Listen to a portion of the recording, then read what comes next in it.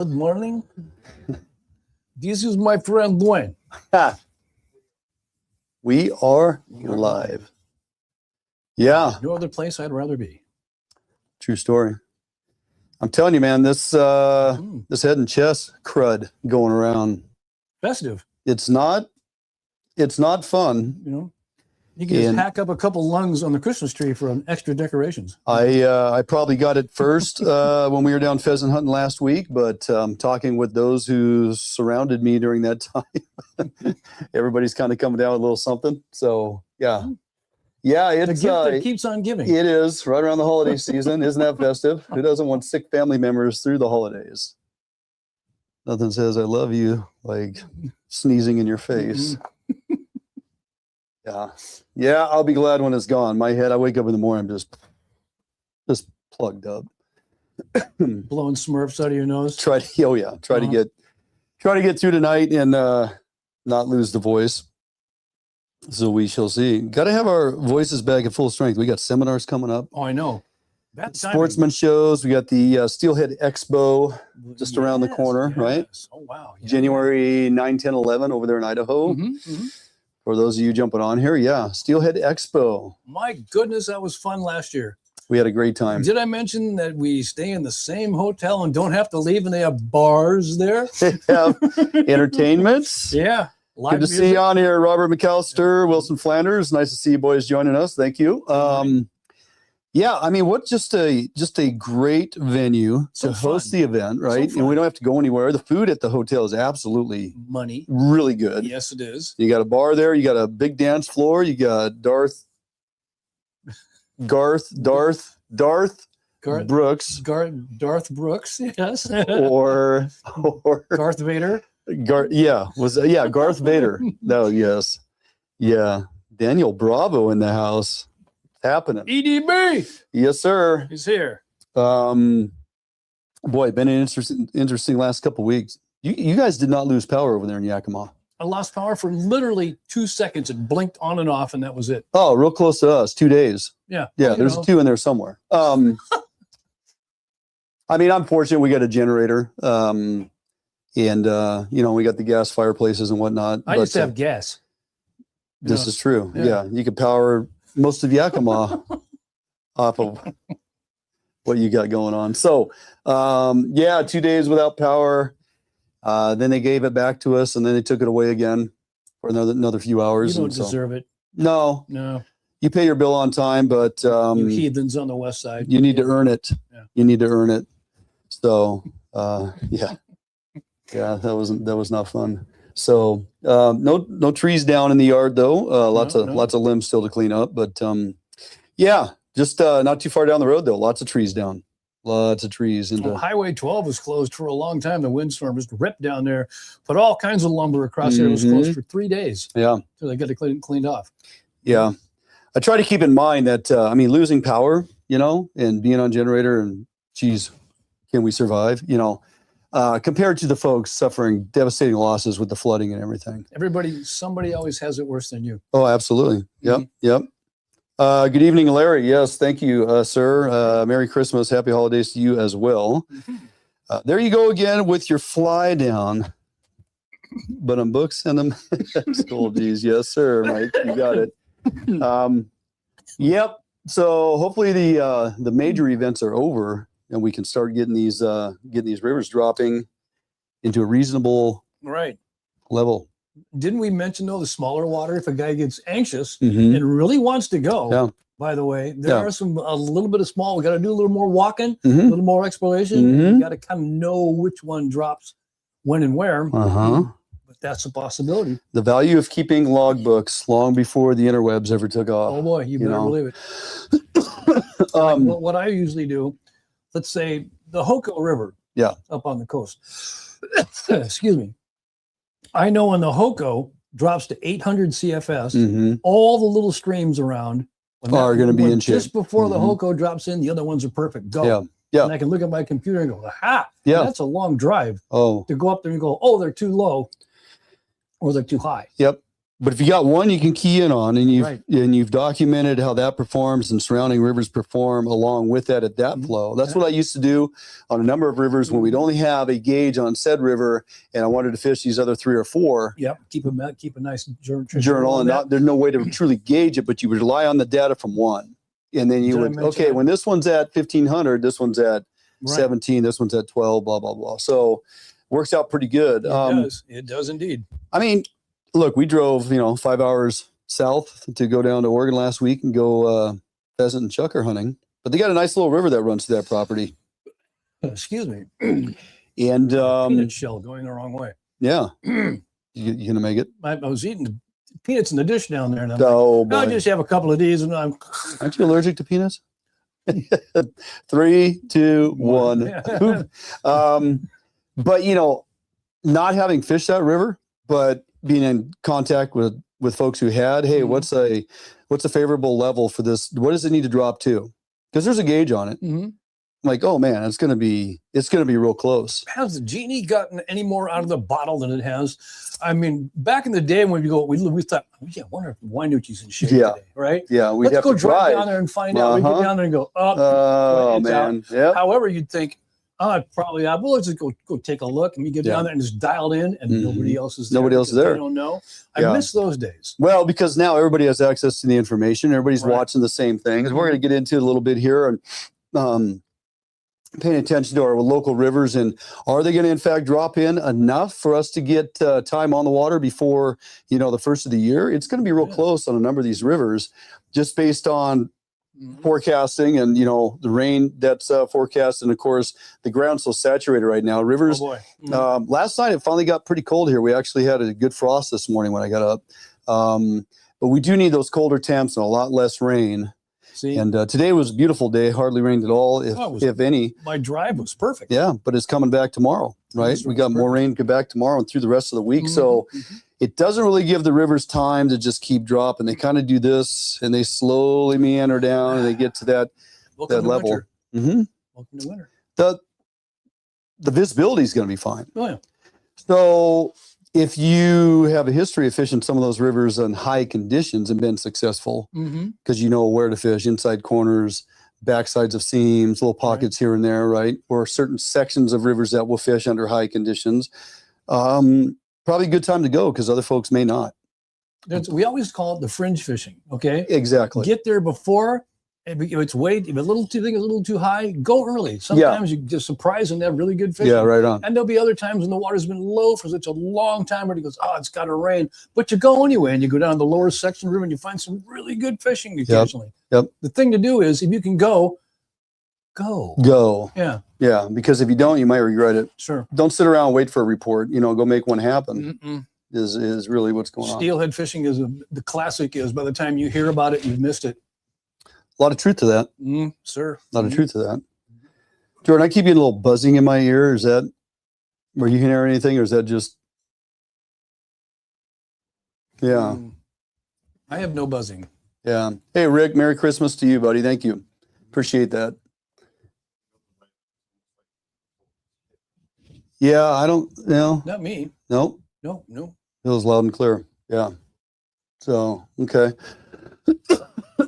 I'm going to try to get through. All this coughing deal brought to you by Vicks Vapor Rub tonight.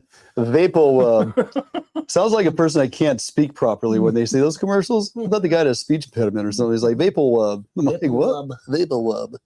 Good evening, George. Jorge. From Howdy. Toppenish. The old backyard. Yeah. Toppenish to the morning to you.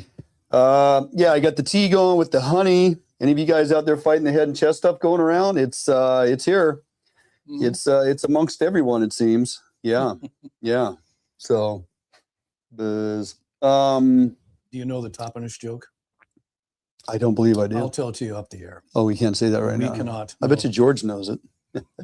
Merry Christmas, George. Thank you. Yes. Yeah, we can say Merry Christmas now. Some of us have never stopped. But right. I say it in July. Well, there's always those mattress specials in July. So it's Christmas in July. Christmas in July. We're selling mattresses. Yeah. Who doesn't want to get in on that? Tough to put a wrapping around it though. Get it under the tree. All right, what time we got here? About 6 o'clock. Yeah. Jordan, what do you think, huh? Boy. Hey guys, I apologize if I'm going to be coughing all night. I just trying to get through this head and chest crud, man. I know a lot of you probably have it as well.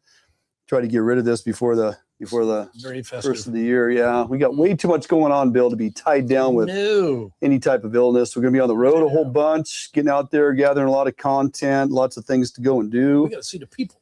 Got to see the peoples. So, all right. All right. Show one for the evening. You got the new intro up, right, George? Oh, boy. Yeah, let's hope so. Or we have to start this whole thing over again. Let's not do that. What's that? Oh, that's new intro. Kids on top of it. Okay. All right. Whenever you're ready.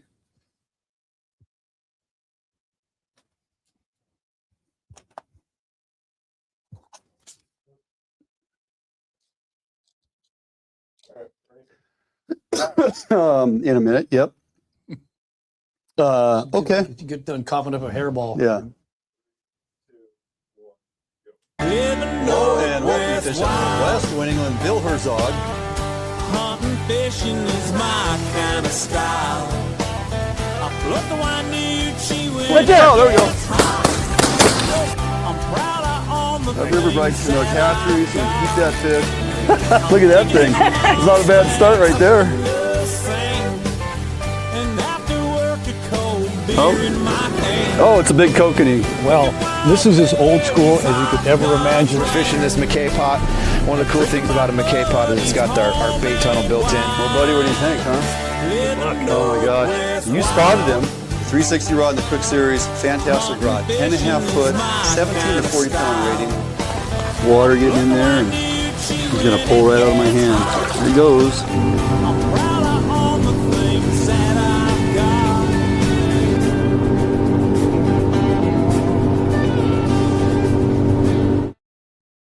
Hello, and welcome to Fish on Northwest. Duane Inglin Bill Herzog. Good morning. Yeah, how are you? I'm excellent, sir. Coming to you from the Fish on Northwest studio located here in Olympia, Washington. So glad you could join us for tonight's program. Now, Bill, we're going to try to get through this without coughing up a lung or, losing our cookies here. Everybody's got the head and chest stuff going around. It's that time of year. Yeah.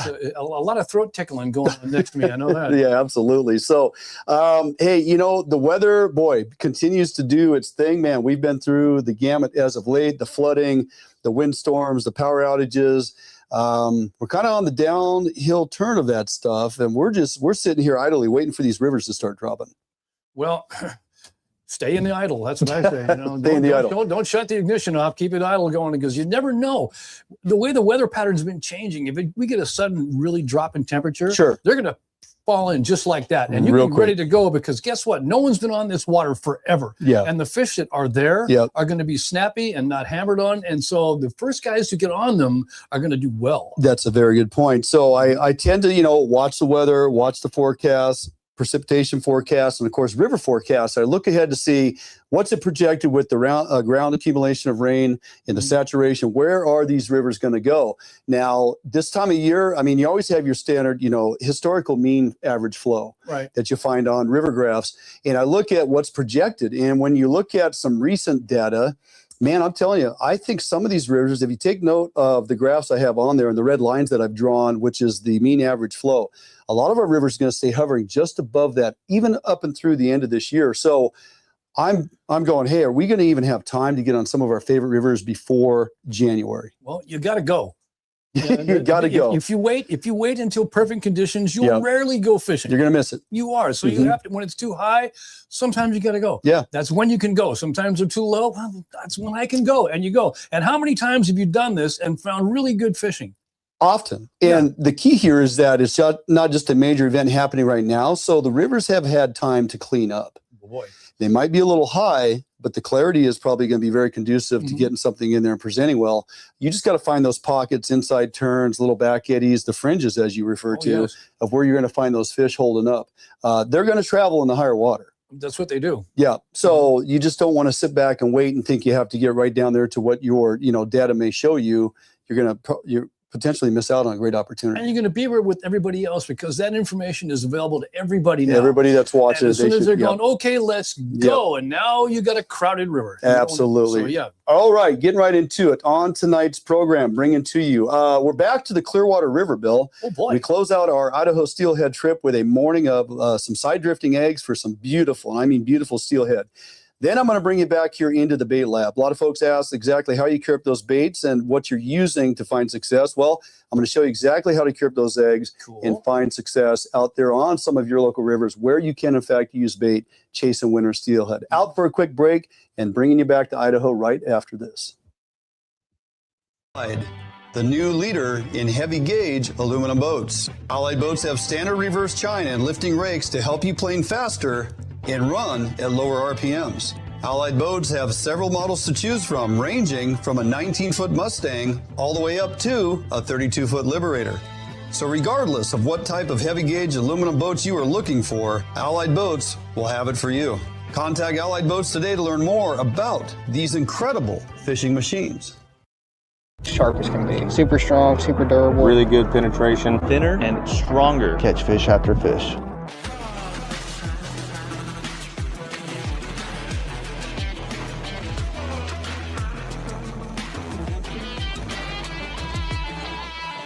I want to make sure that I'm using the best stuff possible. World's finest hook. World's finest hook.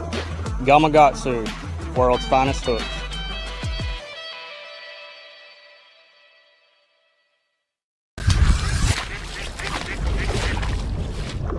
Before I head out in the field, I make sure I'm ready. Out here, moments come without warning. And what most people call luck is just being prepared when the chance finally shows up.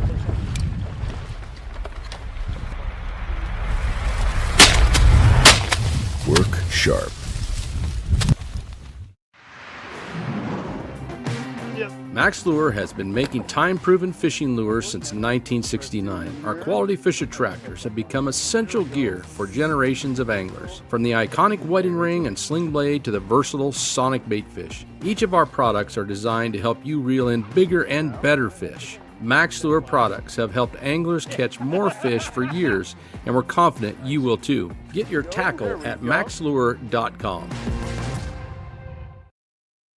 Hit it! Yeah, let's go. Basically here we're side drifting, and the key to be successful in this when you got this many rods out the side of the boat is that everybody casts in succession. So at the back of the boat where Toby's running the motor, slowly backing us down river.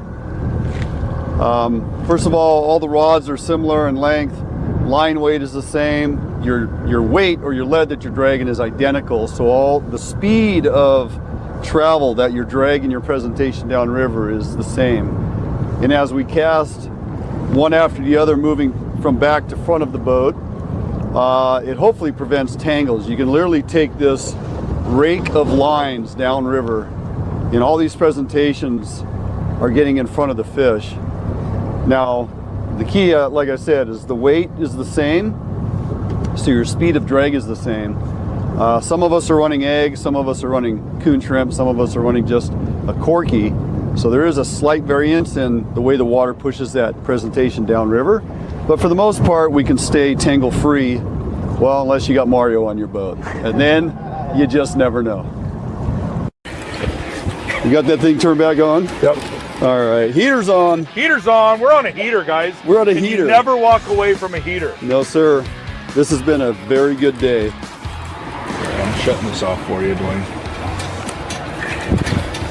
Mario at the ready. Ready. Almost sound like a race car driver. Mario at ready.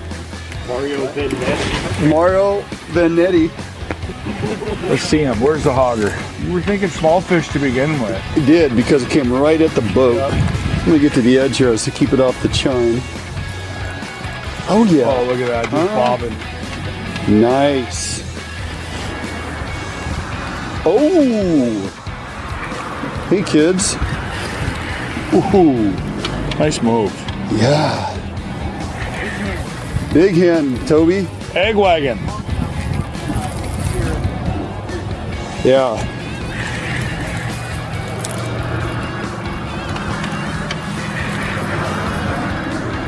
Tell you, it's crazy running these little size 12 cheaters, double number 4 hooks, and you wouldn't think you'd be able to land these big fish like that, but yeah, that's a big fish. It's a nice fish. Definitely a bigger fish. It's a wild fish, Toby. I don't think we're gonna be bonking anything. There you go, Mario. Oh, wow, dude. That's biggest fish of the trip. Might be. Is it a misclick? We get some of those. Ooh, she's a... Damn, dude, that's a tank. Yeah. Wow. Look at that thing, huh? Holy cow. Oh, that's a nice one. Get that, Cervic? That is beautiful. Yeah, she's gorgeous. See you, baby. Now go get your big brother. Nice. That's what it's all about right there, dude. Oh, it's that big buck, dude. Look at that. Huge buck. That's a big buck on the eggs, Mario. Huh? That's the first fish. Whoa! Back door.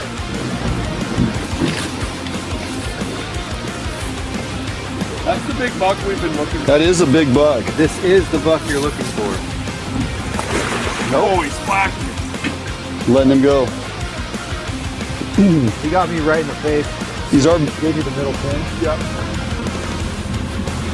All morning we've been catching them smaller ones, and now Mario finally hooked into a... Here we go. I didn't even know it was a fish for a second. I thought I got bit and then it stopped. Dude. Oh, look out, look out. You're caught in the net. Nope.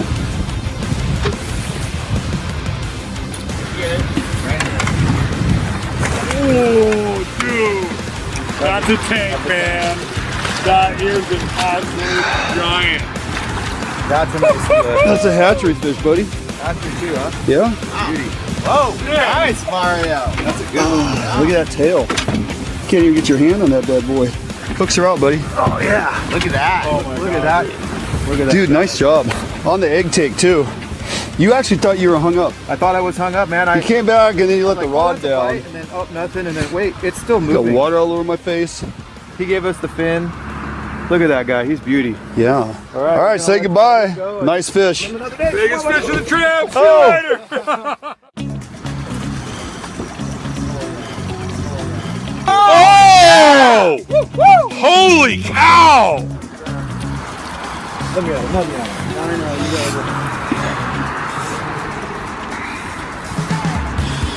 Oh, Oh that's my a beauty. God, dude. That's a good fish. That thing is a masher. So tell me, what number is this now? This will be number 8. Number 8. 8 for 10. Don't knock it off, Mario. Look at that. Nice man. big hen. You're thinking hen? It's a hen. Oh, I thought it was a buck. Definitely a hen. Lighter color, nice rounded nose. Looks like hatchery. Good. Toby's like, good. We're using all his eggs. Yeah. He's got shoulders, dude. That's a beauty. It's a tank. Yeah, they don't give up. Clearwater, Idaho. That's what you get. Hell, dude, look at the size of the tail on that fish. Just gonna say that. Look Mike. at the You see size that of the tail on that fish. Yeah. Oh. Oh yeah. We'll deal with that later. Yes. There you go, Mario. Nice. Yes. Wow, Gorgeous. man. Nice fish, Austin. Right here. Welcome aboard. Dude. Oh. Welcome aboard! That is a big hen. Dude. Now that's Wow. the biggest hen of the trip. Yeah. Biggest hen of the day. Outstanding. How's that feel, huh? Pretty dang good.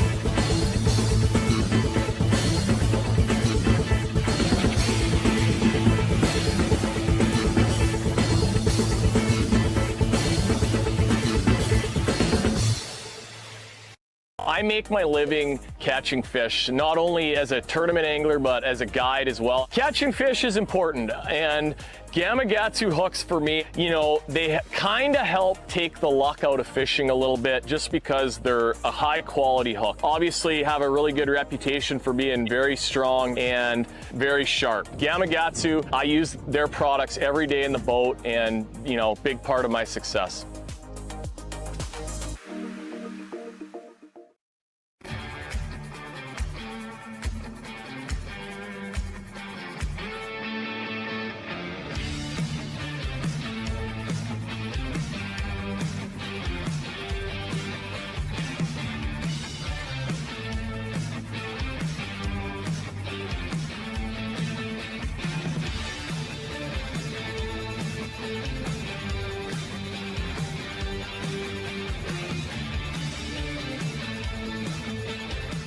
All right, guys, welcome back. We are here in the bait lab, and today we're curing some eggs to use for steelhead fishing. Now, look, it's getting towards the end of season for coho, and the steelhead have begun to get into the rivers. We just showed you that trip over to Idaho, and the egg bite was definitely working for us. So how do I cure eggs up differently for steelhead than what I do for salmon? Now, looking back, of course, we cure a lot of eggs throughout the salmon season.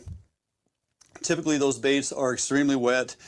When they hit the water, they put out a tremendous amount of scent and juice. You can see the egg milk going down river if your eggs are, you know, cured up properly and have a lot of scent to them. So for steelhead, we want an egg that is much more rubbery, almost like, as I've said before, gummy bear consistent, a little more durable of an egg. Steelhead are not so scent stimulated as they are visually stimulated, so you can get by with a little drier egg, a little more durable. I'm going to show you how to make that rubberized egg that fishes really well. Yeah, don't get me wrong, it does put off a lot of scent, and obviously the steelhead like them, as you just saw what we were presenting to those steelhead in Idaho. So I have a nice fresh coho skein here on the table. Going to take you top side here. We got a little bit of blood left in this, so I like to prep these and get the blood out of them. So utilizing a paper towel and a knife, I can scrape the top of this skein here and push all that blood towards that bottom vein on the skein, moving a lot of that blood out of there. Blood doesn't cure really well, and it tends to leave a bit of a nasty smell on the eggs that fish may tend to shy away from. So we try to get as much blood out of there as we can. Looking at the skein, drawing the blood to you. I'm not going to be real picky here and get it all out of there, but enough that it will make a difference. As long as the eggs are fresh, the blood moves along the vein pretty easily, and you can get most of it out of there, okay? So now, these are pretty large skeins. Now this one's opened pretty nice. I'm going to go ahead and just put a little cut there. That's a butterfly. If we talk about butterflying a skein, we're literally taking the skein on the skin side down, a very sharp knife, and we are cutting down the center of it, okay?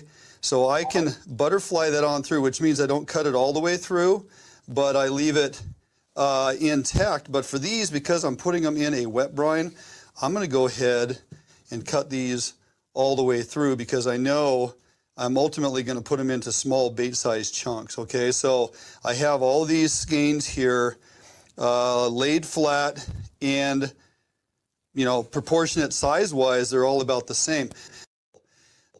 This is my liquid brine, okay? I'm going to stir this around a little bit.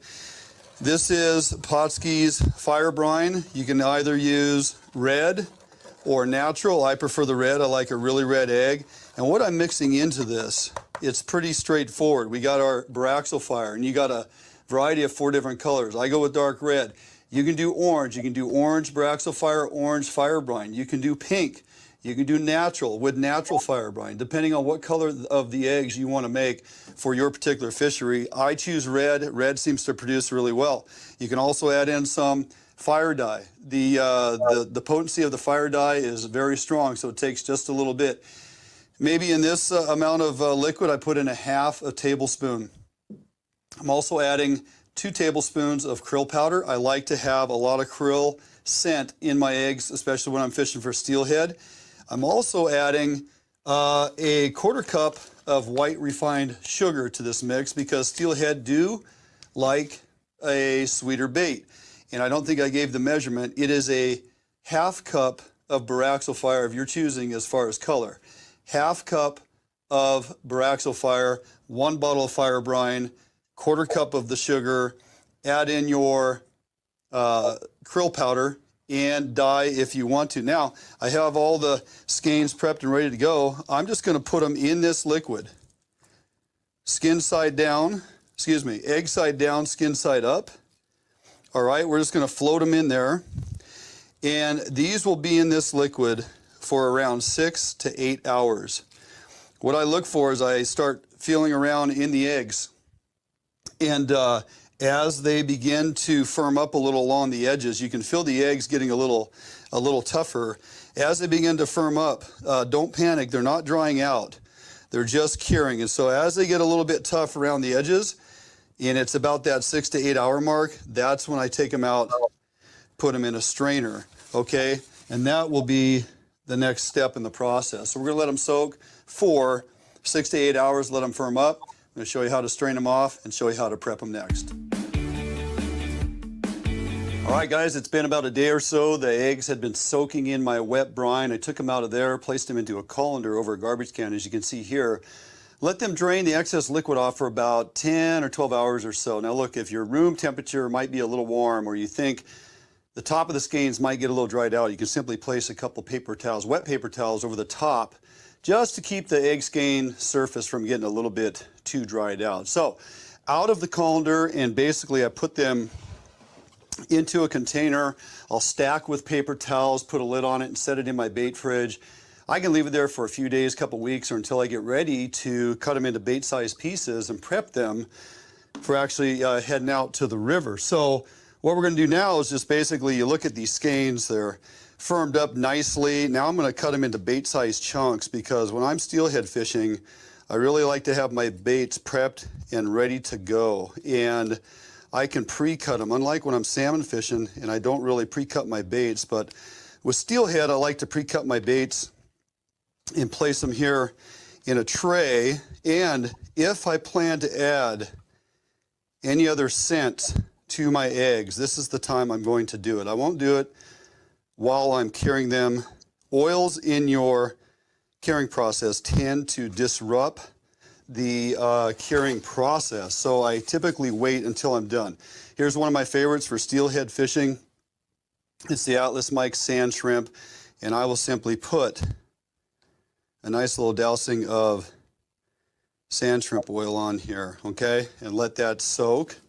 Now I have a number of skeins to go through as I work my way through this process. Really, it's that simple. I'm just going to cut baits, set them up with, I could use krill or anise and krill, shrimp and krill combos, whatever I think is going to work well for my steelhead fisheries. I'm going to line my trays. I'm going to cover them with additional paper towels, basically making like a See's candy tray here. Put a lid on them, put them in the fridge, and those baits are absolutely ready to go. Nice and durable, gummy, everything I spoke of earlier, and an ideal bait to drag along or present for steelhead fishing. Okay, gonna do it for us for now. Jumping out for a quick break. We will be right back. Behind every great fishtail, every grip and grin glory shot, a record set, there lies tragedy, folly, mishap, strife only an angler's heart can know. Out here, you have to earn your strikes. It won't be pretty, but we'll have your stern through thick and thicker, because there are always more fish in the sea, and the right one, it's out there, just waiting to be found.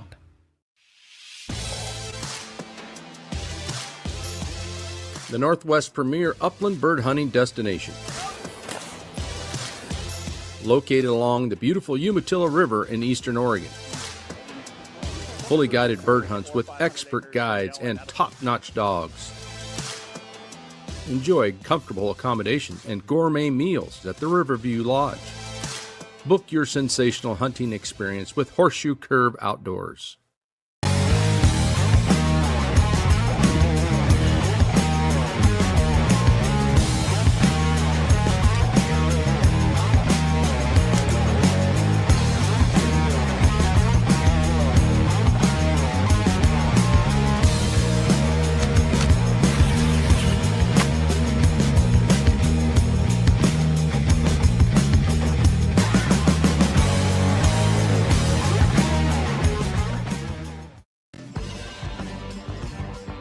Defiance Marine is the one-stop shop for the Pacific Northwest angler.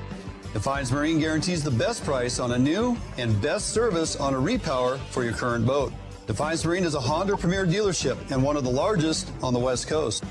Defiance Marine is a boat dealer who proudly sells Defiance, Allied, and Arima boats. All boats are built by West Coast fishermen for West Coast fishermen. Defiance Marine has all your boating needs to help you get out on the water. All right, welcome back here in the studio. How'd you like those gorgeous fish over there in Idaho? Man. You've been there. I have. I've been there quite a few times, and we're going to go back there again. That's the best part. We got that expo coming up. But them steelhead, we've talked about it a lot. Genetics are everything. When people say, well, they're all dull, dark fish, I go, well, yes and no. Right. They've lost a lot of their ocean brightness, but not a lot of the females keep it a lot. But those genetically, years ago before the dams were there, those fish are going to go almost 1,000 miles. Yeah, good point. Okay, and the genetics are still there. Yeah. So we're getting them when they're 400 miles out. They're only halfway home, baby. And they still look really, really good. And they have a lot of fight in them, as you could see. I mean, we have to edit these videos down. Those fights, I mean, we literally do a whole show fighting one fish at times because they're so incredibly strong. It's really impressive. And what people don't realize too, those hatchery fish, if you were to keep them, a lot of people think, oh, they're so far from the salt, I don't want them. Yeah. You cut them open, they cut red as a tomato. They're not bad. They're full of fat. It's amazing. They're not bad. You bet they are. Hey, a little change in management philosophy here. I want to make sure we get this in or have a quick discussion. So recently, in the past couple of weeks, our Washington State Fish and Wildlife Commission, they passed ultimately an 8-1 vote, Bill, on this landmark shift on how Washington State is going to move forward in managing, believe it or not, our wild rainbow trout. So a number of streams throughout the state for years, forever, literally, have been managed to where you could retain wild rainbow trout certain times of the year. Sure. Maybe it's artificial lure. You know, guys are casting spinners and rooster tails and all those different presentations, twitch and jigs, as you have so mastered so well, fly fishing form, whatever it is. But you've had the ability to take a couple fish on certain streams or rivers in upper watersheds and whatnot. We talked about this probably 15 years ago. At least. When you and I were doing radio. Right. There was data in, the McMillans. They've shown, John, way back then, diving in the rivers and doing studies and doing the research and filming rainbow trout in their natural habitat. These wild male rainbow trout, historically, in upper watersheds especially, will actually spawn with incoming returning female steelhead. And this happens in places where they have velocity barriers, they call them, like literally waterfalls or really fast rapids or whatnot, where sometimes only the best of the best can get above there. Yeah. Now let's say a single female steelhead gets up there. A little rainbow up there is going to be able to spawn with that if there's no male for it. Absolutely. So just to take note of that management change is coming, and I think we're heading in the right direction. So, all right, that is going to do it for us. We got to bounce out of here. Have a great week. Get outdoors, get something done.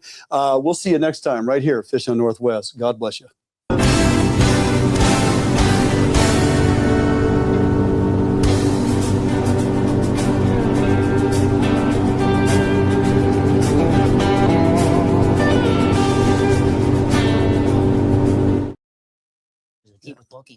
Yeah, there we go. So, a little more on that.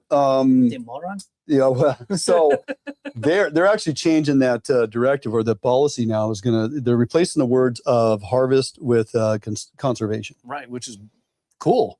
Yeah, I mean, there's an active component of that in those wild fish, those wild rainbow males predominantly, spawning with those returning females, and it's something to finally take action. And the little males can spawn with 2 and 3 females. They can more than one. They move around. Yeah, they're kind of aggressive in that regard.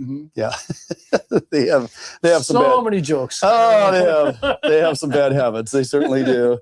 Yeah. If they could just get them to go back and take care of their own kids, it'd be fun, right? Yeah. So, no, I was. There were some folks that were a little like. They really didn't support the commission heading that direction. Well, you think about a harvest, you really want to eat these anyway, as far as quality of fish to eat. If we're talking about harvesting fish for consumption, that's not even on my list. No, not even close. There's so many other options. And fun to catch, and they're gorgeous fish. But as far as a table fare, they're moderate at best. Yeah, and I would surmise that a high percentage of folks that are fishing those fisheries anyway, in those upper watersheds, especially the fly fishermen and whatnot, the light gear anglers, they're for the most part catch and release. Sure, they don't want to. They're not packing them fish out of there. No, they're not. But some folks do, because that's because they can. Because it was legal. There's a reason why in Washington State, I've traveled all over the nation with potskis, and we fish trout like everywhere for years. We've been doing this, and you have all these streams and rivers throughout the nation that they're planting rainbows in these rivers and streams. And folks often say, why can't we get DFW to plant rainbows in some of our little streams and rivers? Well, because you can't mix hatchery rainbow fish into rivers that have anadromous fish returning. Sure. And so many of our rivers and streams, although it may be blocked off now or completely changed in the landscape, and they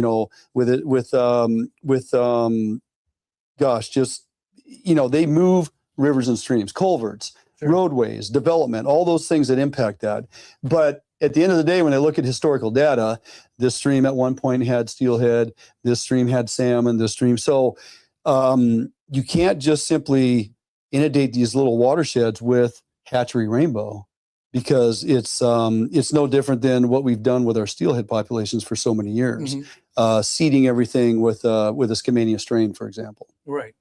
Well, I was talking about the velocity barrier thing, right? Yeah. Normally, areas where those fish occur, there's not rainbow plantings going on anyway. Right. In a lot of these areas, they're in places where in lower elevations, places where fishermen can get to easily, streams that have been they've been compromised over the years. Yeah. So either there's no steelhead there or so very little. Then I can see planting them there. But when there's an actual run that those fish need a sanctuary, so to speak. That's where you want those little things. You don't want to take them out of there. Yeah, for sure. All righty. Well, second show for tonight. It's all about the crab, kids. All about the crab. Here, I should probably give you this. Okay. That Ilwaco crabbing. I mean, we're over there duck hunting yesterday and talking with Jed. He joined us for some duck hunts, and I'm going to grab that table over there. Jed's a millionaire? Jed is a millionaire. Some funny things happen when you shoot a rifle into the soil. Anyway, Dustin took the boat out before the gales showed up. They got their 60 crab, and they had 60 crab by like 9:30, 10 a.m. You didn't call me. Yeah, well, you were over there on the Yakima side of things. There's no crab over there. There's no crab. Well, there is. I got to go down to this casino. Then exactly. Right. Yeah, and you get them at the buffet too. I do, and as long as my wife gambles, I got to get them for free. It's great. So yeah. All righty. Well, let's see who we got on here. Hey, Chris Jellis said, nice to see you on here, man. Larry, sorry, yes. DFW and ODF&W are in fact talking about barbs, referencing the Columbia River. That's going to be a discussion coming up. I think a lot of folks will be tuning into that for good reason. I mean, there are some of these fisheries. I think we can go back to barbs. This barbless restriction. I think Oregon is pushing this to the forefront. I think Oregon wants to bring barbs back. Washington is probably going to fight them on that. But we'll see where that goes. And yes, seal removal. So we're going to get into this as we move through the next show here. I find it interesting, Bill. I'm talking to a lot of folks that are like, yeah, man, they're going to start issuing permits for seals. It's like, well, the headline was a little bit skewed in how it got persons, fired up about, hey, we're going to get to be, shooting and bonking seals if we're out there fishing. It's not exactly that. It's a process. We have a senator that's going to introduce a Senate bill as we roll into 2026 legislation that allocates funds on a voluntary basis, where you, by renewing your licensing for your boat or watercraft, you can opt in to allot monies towards a fund that will then be utilized for the removal of sea lions and seals, pinnipeds overall, because the state has moved in, they had a tremendous presentation from multiple players here in Washington, back in DC, and they got the ears of the feds, and they recognized there is a need to get moving sooner than later. Right. And so to expedite that is going to take more money. Well, let's face it, folks, we are in a tremendous budget crunch here in Washington State due to the folks that oversee our funds. And with that being said, we have more taxes coming, and they're already going to be, spending all the money anyway, but they're going to allocate a certain amount of money to take care of sea lions, but they don't have enough to double down on the work. Now, didn't you mention that how many times we've said this and people would go, oh man, I would gladly give more money to go kill some seals. I'd gladly do it. Oh, yeah. However, there's an angle of mistrust that we have with allocating our funds, which might put a damper on that, believe it or not. Well, look, we previously we had the Columbia River endorsement. And then it was proven still questionable on where some of those monies went. Did they go into the right line items, and those monies trickle into exactly what they were intended for both Washington and Oregon? Depends who you talk to. Some folks say no, it was mismanaged. Other folks say yeah, it was always allotted for what it was intended for. Hearsay is a terrible thing. Yeah, so I get it. If they're going to introduce legislation that is asking for, and it passes through, and next thing you know, it's there, and you go to renew your boat licensing, and they go, hey, would you care to contribute to XYZ fund to help control pinniped population? That is where you get to look at all the fees and licenses and all the stuff we're paying. 37% increase on last year's fees. Columbia River endorsement fees coming back starting January 1, 2026. It's a lot of money. And now they want you to pay towards sea lions. And you just said it. A lot of folks you talk to, man, if I could give $5 or $10 or $20, I'd give them $100. They start shooting sea lions. Well, it may be coming to a point where you put your money where your mouth is, because that may be an option. Now, will they manage that fund appropriately? Will they actually expedite and remove more sea lions than what currently it seems like the feds are handcuffing them to? And that was where communication comes in from the feds on down to the anglers and people paying it. They got to know. They have to know 100% ironclad that their money is going towards that and not going to something else, which unfortunately we talked about hearsay. There's a lot of people going, well, they don't give that to us. How do they know that? There's a lot of he shed, she shed. Yep. So it's got to be solid. Yep. We'll see where this is going to go. We'll discuss it here a little later in the show, and put it on folks' radar, and we're just going to continue to follow and track it. And then as we roll into the new year and look into what legislation bills are going to be introduced, both from the representatives in the Senate, we'll see exactly which bills come up and which ones get moved through, and we'll see if it's even a thing, if it's a living, breathing document when it's all said and done. Chris Gell said, yes, crabbing can still continue after the commercials go in, albeit it is a little less lackluster. Right now, it's just on fire, absolutely dynamite, as you guys are going to see here very shortly as we roll the video. But it sounds like commercials aren't going in until sometime in January, so there's still ample time. Weather windows, of course, being the key there. So, okay, I say we roll it on out here. Get into our, let's see, let me run down the old deal here. Yes, we are going to talk sea lions, pinnipeds, and the management thereof. Give you a little teaser on that, just as we're kind of spitballing here in between shows. Jordan, you ready? Let me cancel this. Ooh, let's see. How did I do that? Excuse me. Oh, there we are. Okay. All right. Yes. Anything else in there? Don't like how. Okay. Yeah, I agree. Okay. I think so. If my voice will hold out, I think we can do this. Bill? There we go. Here we are. Okay. Fire away. Hello and welcome to Fishing Northwest. Duane Inglin Bill Herzog. Hunting, fishing is my kind of style. I plucked the one new chew. Right there. Oh, there we go. I'm proud I own the River Brights in our hatchery, so keep that fish. Look at that thing. It's not a bad start right there. And after work a cold Oh, it's a big kokanee. Well, this is as old school as you could ever imagine. We're fishing this McKay pot. One of the cool things about a McKay pot is it's got our bait tunnel built in. Well, buddy, what do you think, huh? Oh my gosh. You spotted him. 360 rod in the Quick Series. Fantastic rod. 10.5 foot, 17 to 40 pound rating. Water getting in there, and he's going to pull right out of my hand. There he goes.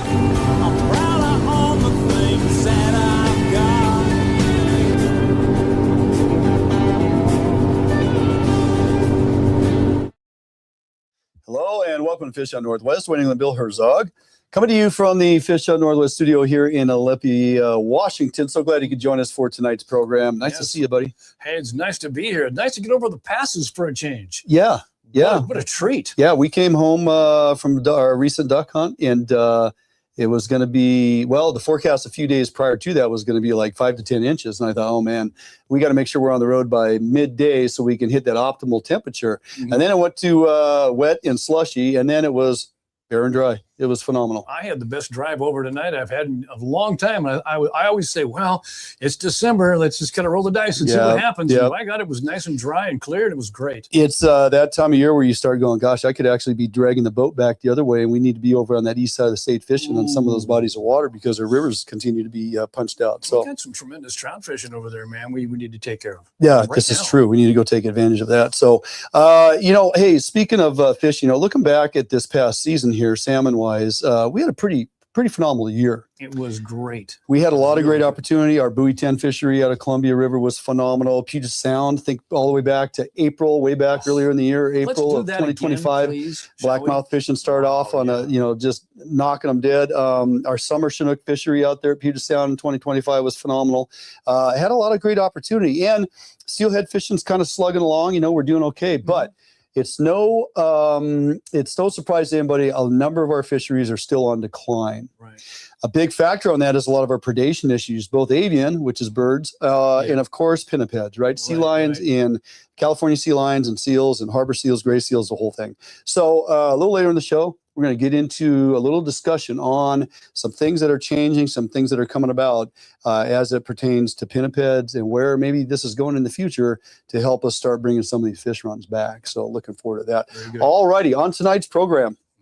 Hey, Bill, we are going crabbing. Let's go. Out of Ilwaco, Washington with Gambler Charter LLC, good buddy Jed Stout and crew. Catching big Dungeness, and we're going to show you how. Then we're going to take those Dungeness crab, we're going to clean them, we're going to cook them. It's easier than you might even think. Going to show you the whole process and just how simple it is and the fact that you can take full advantage of this because it's go time. All right, out for a quick break. We come back right on out to Ilwaco and show you some amazing crabbing with Gambler Charter LLC.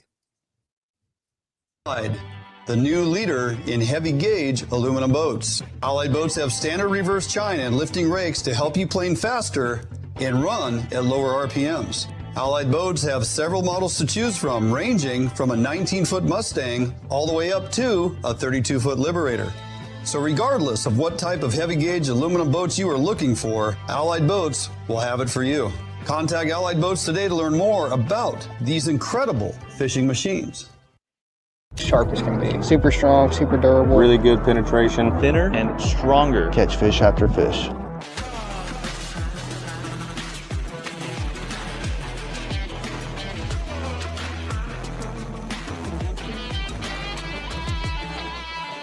I want to make sure that I'm using the best stuff possible. World's finest hook. World's finest hook. Gamakatsu, world's finest hook.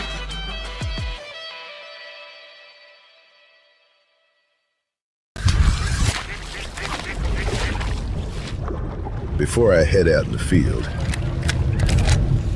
I make sure I'm ready. Out here, moments come without warning.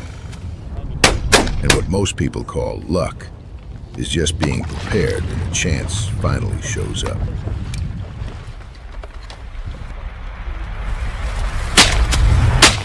Work sharp.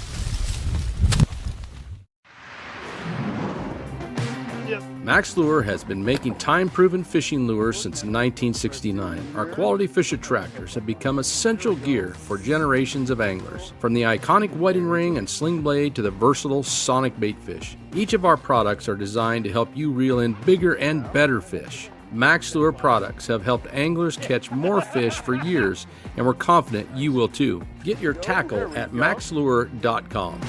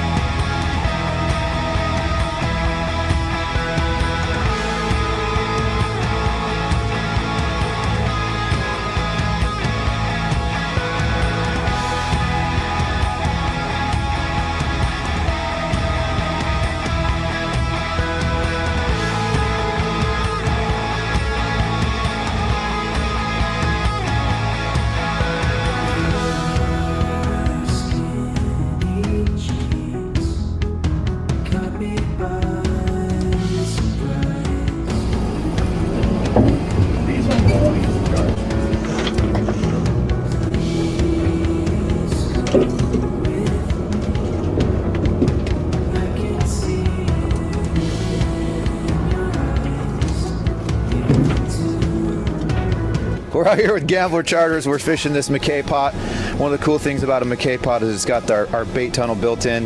It's a different color. We think the crab can find the bait a little faster, get them in. This one's got 4 doors, so it's going to fish a little faster. We're using razor clams here and a little bit of freezer burnt goose. And we're going to soak these. We're going to soak these for about 30 minutes to an hour, depending on where they sit in the string.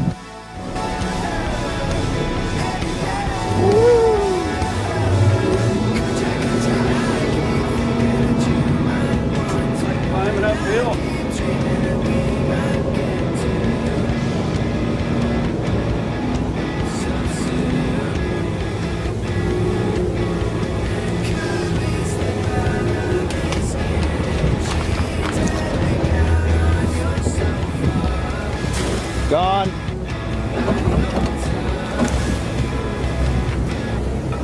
Okay. Gone.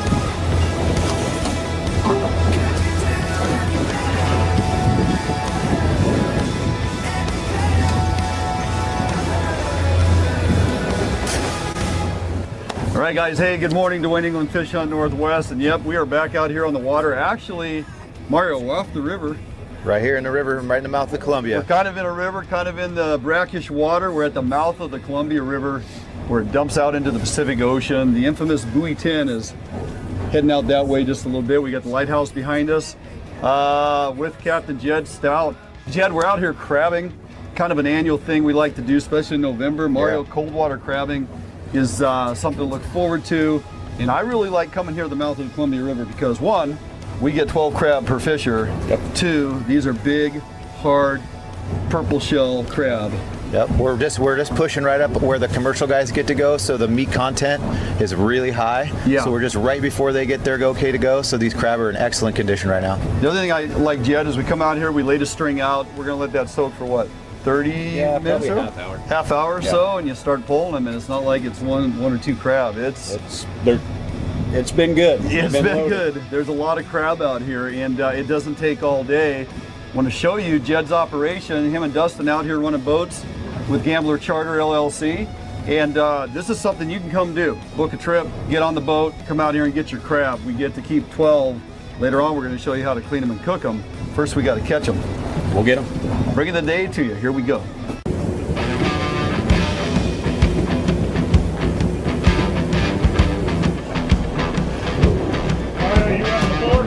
Sure.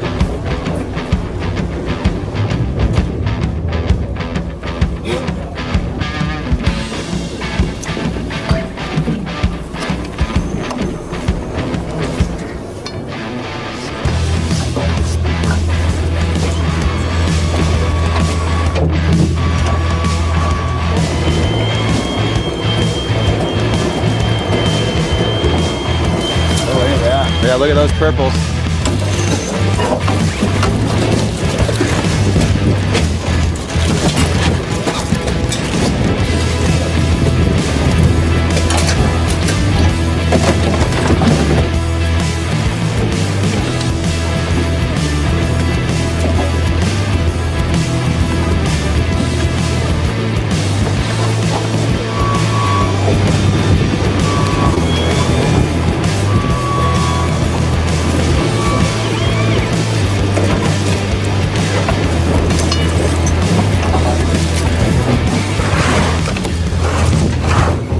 So there's some females right there.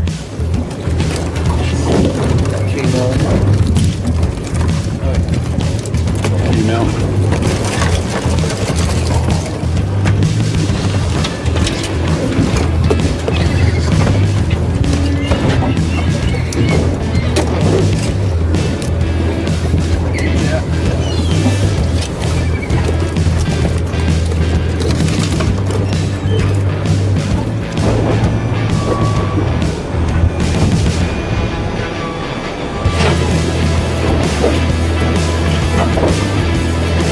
Couple keepers. There you go. What are these called, Mario? Gauge busters. Gauge busters. He's a gauge buster. He's using gauge busters. Look at those, man. Woo! High place.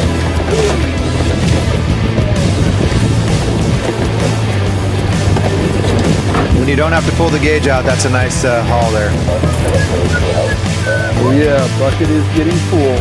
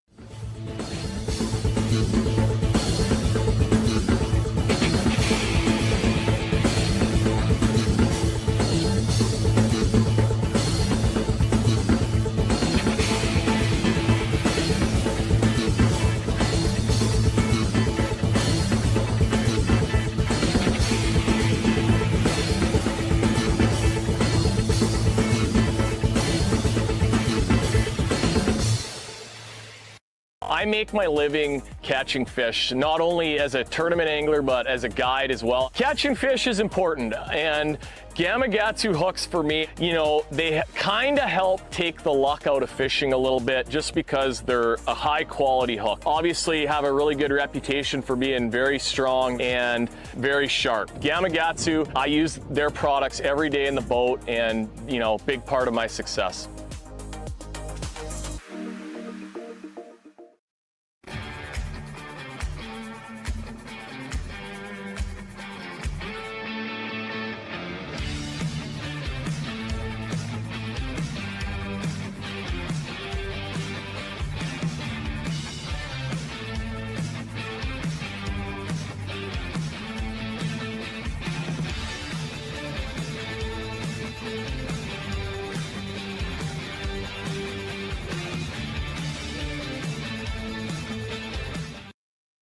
Well, I don't know, 60 crab in short order, huh?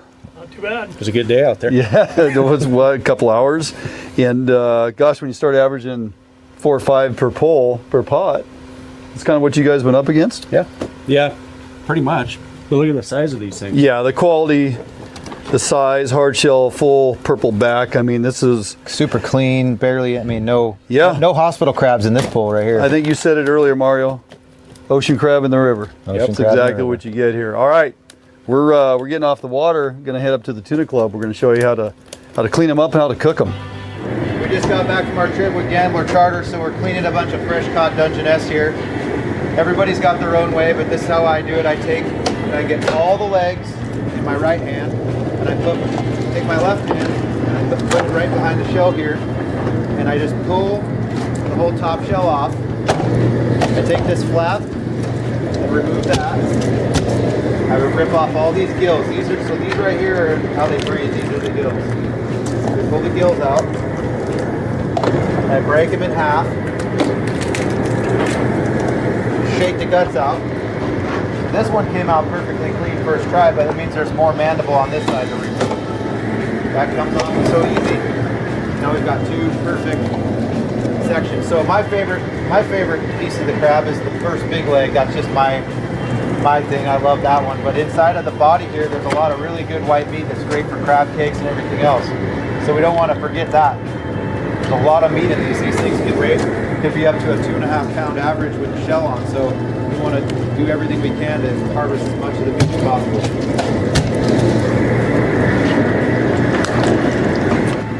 Hey, we're getting close to my favorite part. You said you were hungry, let's eat. I'm still hungry. I'm still starving. We got a lot of clean crab here. We got a pot boiling. What are we adding to it? You got a favorite recipe that you use? First, we're gonna salt the water because that's a must. Yep. So now, are we boiling or are we doing your steam? we're steaming them We're again. doing your steam recipe. Correct. Right? Which you get this thing really boiling. You get all the seasoning in there. The crab are above the water line. Correct. For the most part, right? Yep. Okay.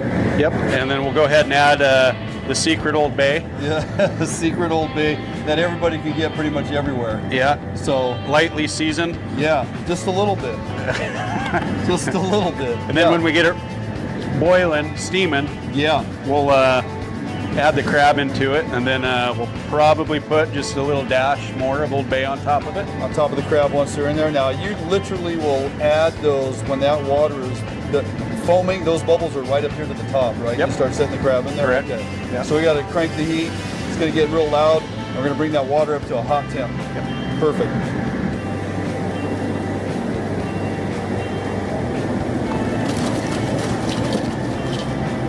In they go.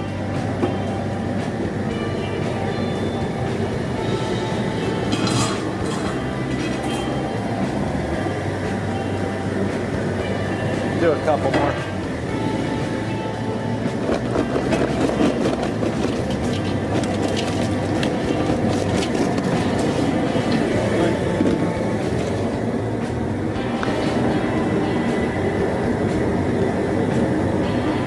Just a little. Just a little more. Just a little tiny splash. A light dusting, if you will. Yeah. Excellent. That'll do. What do we go? 20 minutes? Yeah, 20 minutes.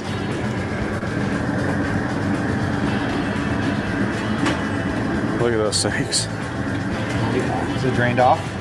Just about. Yep.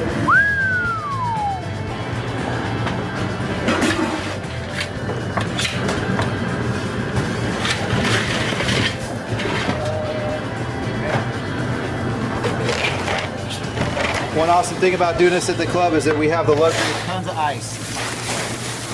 You want the other stuff?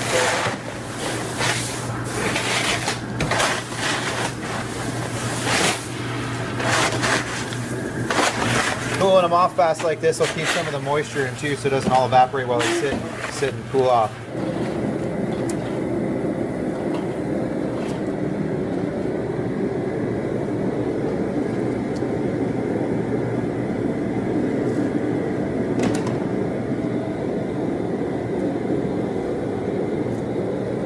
All right, boys. Well, we went and caught them. We cleaned them. We cooked them. Favorite part of the day. We ate them. Yeah. We did eat some. Yeah. We're going to eat some more. Phenomenal seasoning. Phenomenal day. Yep. Huh? Pretty good day out there. This is what you guys do. Pretty smooth. Yeah. Yeah. Gambler Charter LLC. I mean, this is an opportunity here in the wintertime. Ocean's closed for fishing. Yep. So take advantage of what's out there. And let's face it, there's plenty of these out there. Yeah, they're nice and full, guys. Like they're Hard, full. That we didn't keep a single hospital crab every leg and arm crab. in control. You know. Yeah, we kind of high graded a little bit, but we didn't have to high grade very many, and found, pots were coming over the rail, good numbers of crab. This is something you need to come do. Look up Gambler Charter LLC, and they can find you Facebook. Yep. Instagram. Facebook, Instagram. Go to the website. Go to the website.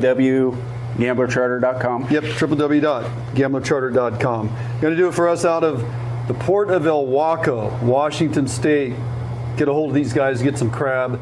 You're going to be very glad you did. Out for a quick break. Back right after this. Behind every great fishtail, every grip and grin glory shot, a record set, there lies tragedy, folly, mishap, strife only an angler's heart can know. Out here, you have to earn your strikes. It won't be pretty. but we'll have your stern through thick and thicker.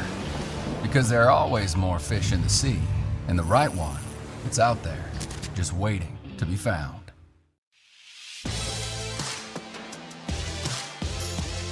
The Northwest premier upland bird hunting destination.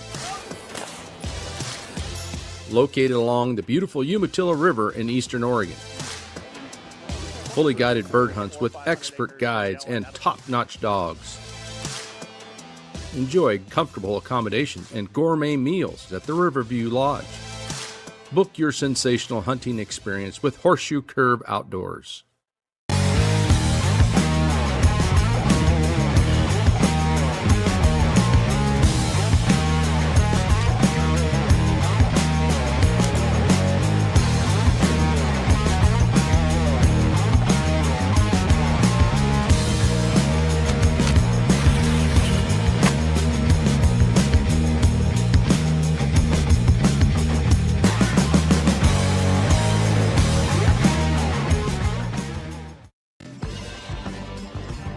Defiance Marine is the one-stop shop for the Pacific Northwest angler.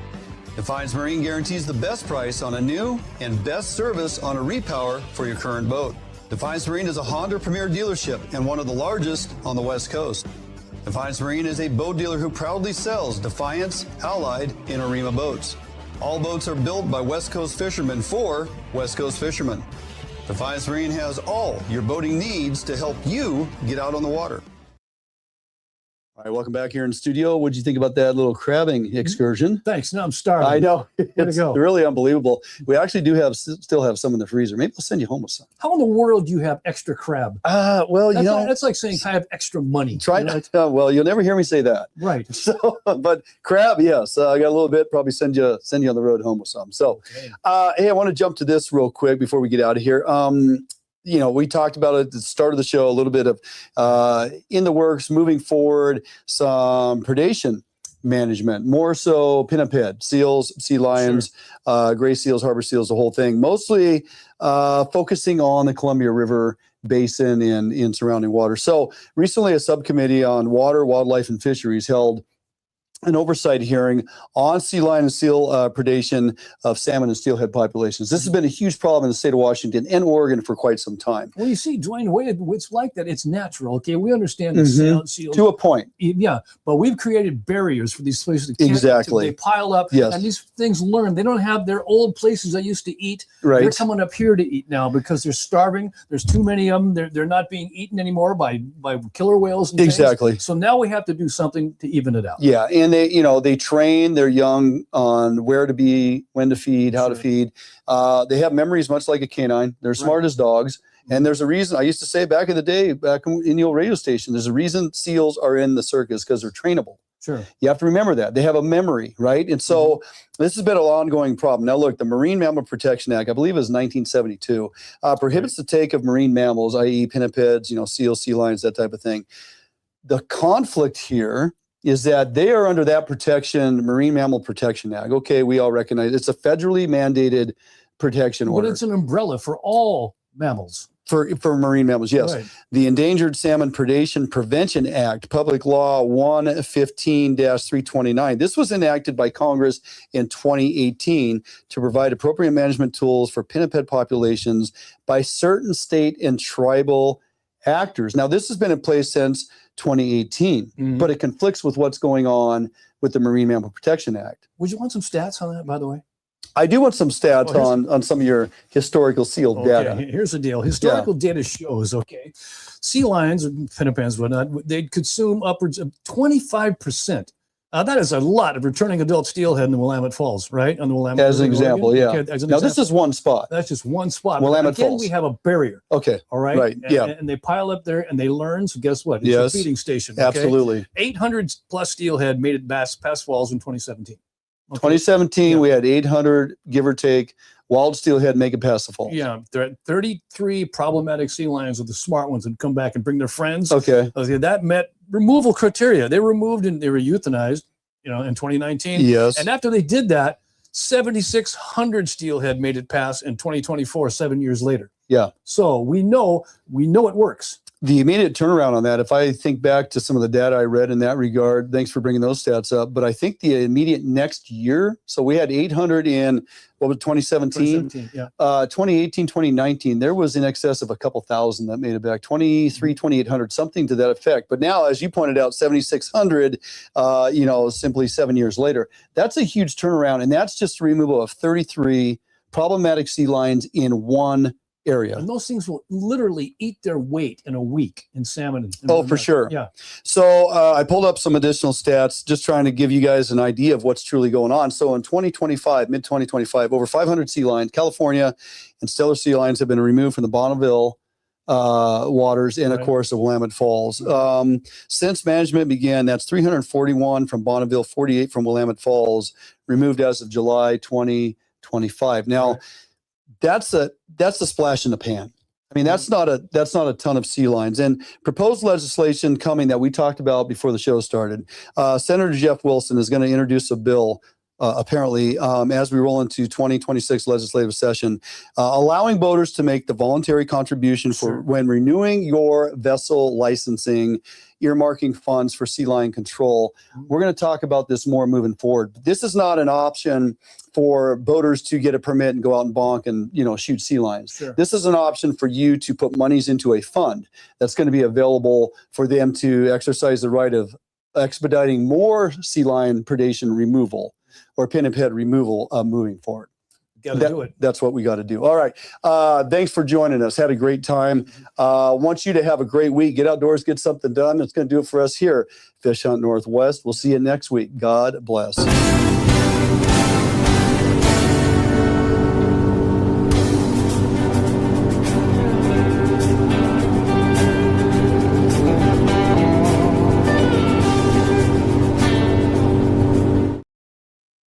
Bazinga. So I'm hopeful that they do, in fact, introduce that into legislation.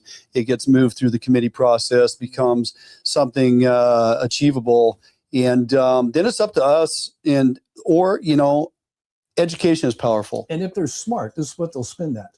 But granted, as anglers, this is going to be more fish for us to catch. Yeah. But we can't say that. It would certainly say that. But how many people want just nature people? There's more salmon and more steelhead are going to be spawning. Sure. Okay, there'll be more fish, and more fish is going to help feed trees. It's going to help feed a whole bunch of things. Okay, it's not just going to be for us anglers. One of the biggest drivers behind the scenes that a lot of folks aren't talking about, and they need to get control of this in the Salish Sea as well, because the impact to the orcas is tenfold based on the impact that the pinnipeds are having on our salmon and steelhead. Now, the Puget Sound region, Salish Sea, is a little different in regards that you have harbor seals, gray seals that are absolutely decimating some of our outmigrant smolt runs. They're not eating the adults. No. Now, remember they did the tagging with the tags, pit tags where they were in them, and they found that none of them got up around Port Townsend in Puget Sound. They never made it out. They all got eaten. All of them. they're getting hammered on the way out by the smaller pinniped models, and they're getting consumed coming back in as adults by your bigger cousins, your California sea lions and your Stellar sea lions and whatnot. So a lot of this talk or this conversation circles around Columbia River and tributaries. Look, when we have sea lions, 5 miles up into the Klamath River, 10 plus miles up into the Cowlitz River, into the Lewis River, into all these. They're at the dam up in the Squally and up out of Alder Dam. Yeah. They're piled in there. That's a huge problem. So they need to take more action. Now, what the call to arms is the fact that they need more money to do so. Are recreational anglers, sports folks, going to support this if it does in fact go through? Because if you, well, I'll tell you what, you pay the money, you want to see the action. And you want results. Maybe not the That's what I'm saying. Maybe not the first year. Yeah. But if the first year, if that money goes in the right place and we prove proof that this is happening, people go, I'm in. Well, here's what I want to see. Right. It's like, here's our current plan as it stands. This is our intent to remove XYZ number of sea lions in these problematic areas. sea lions that have been identified as problematic children. We're going to remove them from these bodies of waters. This is our goal. This is what our budget allows us to do. And we don't want to extirpate them. We don't want to totally get rid of them. We just want to take care of the problem ones and the ones that basically. Yeah, we wanted to get into a level of management that is conducive to seeing a much higher return of our salmonids. What I was going to say is, here's their plan. Let's see what that is. Boom. Now, if we build this fund, if we're able to acquire this amount of money, this is going to allow us to do what? This is going to allow us to remove twice as many. Sure. This is going to allow us to begin the removal process exponentially. Like, we're going to be able to have more personnel on the water more days out of the year and remove them much faster than current budget allows. In other words, I got to see what's the plan. Like, don't just throw money into a big vat and say, hey, we're going to use this for sea lion removal. Okay, well, they're going to know how much and what we got. Let's see what we got for this, okay? Like, if I go to the store and I'm buying tackle, I got $20 for tackle, and I'm buying $20 for the tackle. Okay, now that I know that I have X amount of money and I can get rid of this many, if we get this much money, and again, after a year of doing this, the very next year will be the litmus test. For sure. And if we've got this much money, now we got to do this much. If we can get this much more, we'll get this many more out of there, but we need your help. Yeah. Now, look, there's going to be a cap. As you said, we're not going to try to decimate all of them. There's a number. I don't know what that number is. I don't even know if they do, but there's a management number that would allow a small percentage of them to remain. The thing we have to back up and remember, these are sea lions. They're not river lions. No. They never were a problem in the river when you and I were growing up fishing. We never had these issues. Sure, you'd run into them out once in a while out in Puget Sound and, whatnot, but way up in the rivers like they are now, chasing in, they start coming in with the smolt. 100 miles. Or excuse me, they start coming in with the smelt. Sure. And then they get on the heels of the springers, and then they get up in here and they camp out, and then they start waiting for those early returning summer fish. And next thing you know, I mean, they just don't leave. No, they learn. They learn. And so, again, it's been a problem for a long time. We've just been waiting and waiting and waiting for them to take action at some point. Right. Thankfully, they've been able to navigate in and around with assistance from the feds, with the Marine Mammal Protection Act still in place, but they are recognizing through NOAA and the feds, hey, we do have to get permission to remove X, Y, Z, so many per year in these areas. Now what they're asking for is to get this money generated. Hopefully they're going to, start increasing the numbers of removal, and we'll see cause and effect. Look, the Willamette is a great benchmark of have that. You intervene, and then within a couple of years of turnaround, you see factual data. Mm-hmm. And that's what it's going to take in, name 5, 6, 7, 8, 10 different bodies of water, tributaries into the Columbia River, and start, tracking that and see what type of an impact we have. And I think it's going to be pretty substantial. Again, the selling factor is going to be not to anglers, it's going to be everybody else. Because there's been a whole lot of pushback on that in the past. Because of a lot of groups don't want to see animals slaughtered for any reason, for any reason. Well, we've created the disaster, right? And now we need to mitigate it. And they can't stop there. They still need to get aggressive with the avian predation as well. They've created a tremendous issue down there in the lower Columbia. All those birds nesting on the Astoria Megler Bridge, all them cormorants, huge problem that is created by man. They're eating millions of salmon and steelhead. Not to mention their acidic excrement is peeling the paint off the bridge, which now...